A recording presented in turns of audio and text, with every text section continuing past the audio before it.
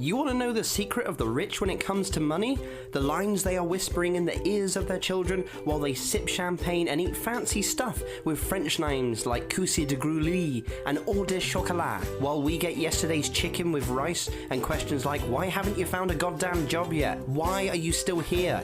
Then you hit the right video, because we will talk about the best-selling book Rich Dad, Poor Dad by Robert T. Kiyosaki, and the topic how to not only get rich but financially independent for a lifetime. So be smart and keep watching, because I personally received more financial advice from this single book than at university during 5 years of studying economics. So let's get started.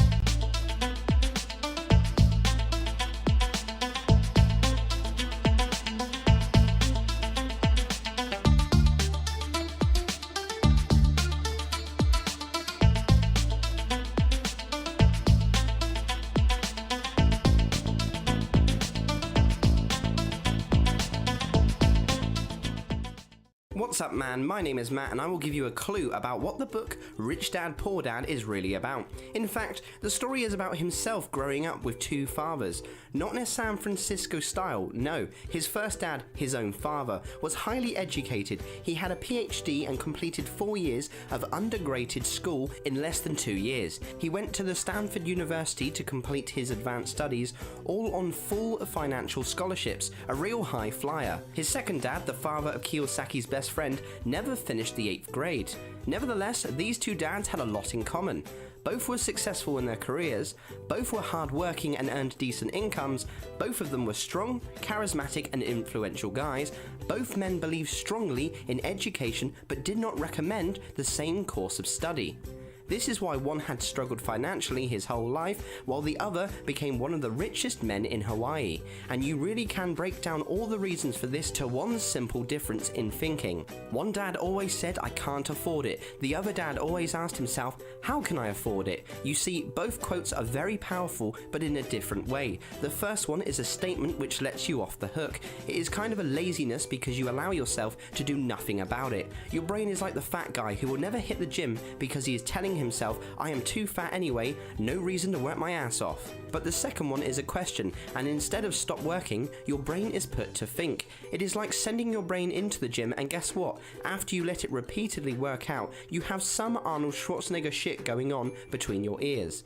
I'm talking about having a Terminator chilling in your head, who will be ready to hunt down any problems which is between you and what you want. Believe me, there is no solution to every problem. You have to get used to figuring it out.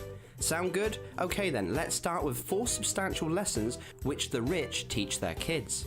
Lesson 1. The rich do not work for money.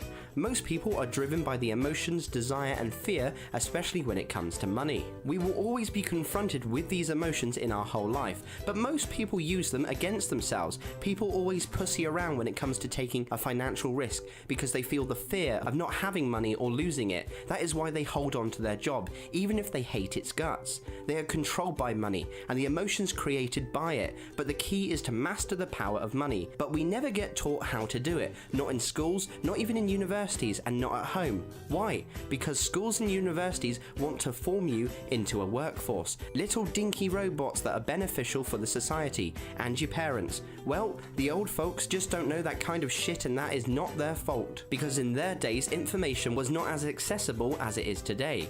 We have to learn to control our desires and fears, to become an observer, not a reactor, to our emotions, with the goal to let money work for us. Lesson 2. Teach financial literacy.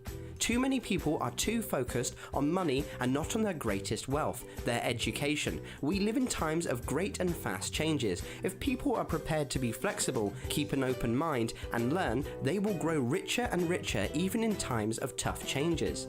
Intelligence is what solves problems. Money without financial intelligence is money soon gone. If you want to be rich, you have to seek for financial literacy. Simple as that, because picture it as the foundation on which you want to build your wealth. Lesson 3. Mind your own business. People often confuse their businesses with their professions, but to become financially independent, you need to have your own business. You can keep your daytime job, but start buying real assets and make that into your busy business. Start to work for yourself and let money work for you, because assets will put money into your pockets, but never confuse assets with liabilities. They are little crooks that will take your money and they will never stop doing it. Lesson 4. The history of taxes and the power of corporations.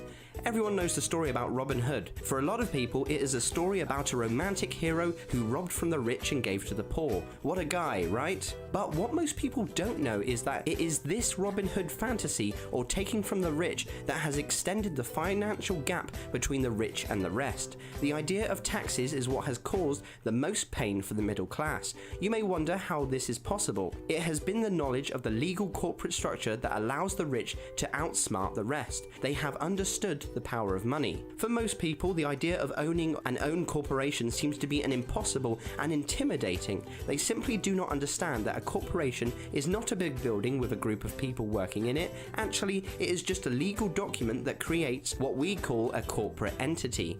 Okay guys, listen up, because here is some secret ninja stuff coming around. For us, the most important difference between a corporate entity and any natural person is the way we get taxed. As an employee, you earn, you get taxed, and you can spend what is left. As an enterprise, you earn, you spend, and then you get taxed on what is left. Do you see the difference? Alright guys, that was our review on Rich Dad Poor Dad, and I highly recommend you to read it, or give your eyes a break and get the audiobook. Stay tuned, ClueTubed, yeah, that's a word now.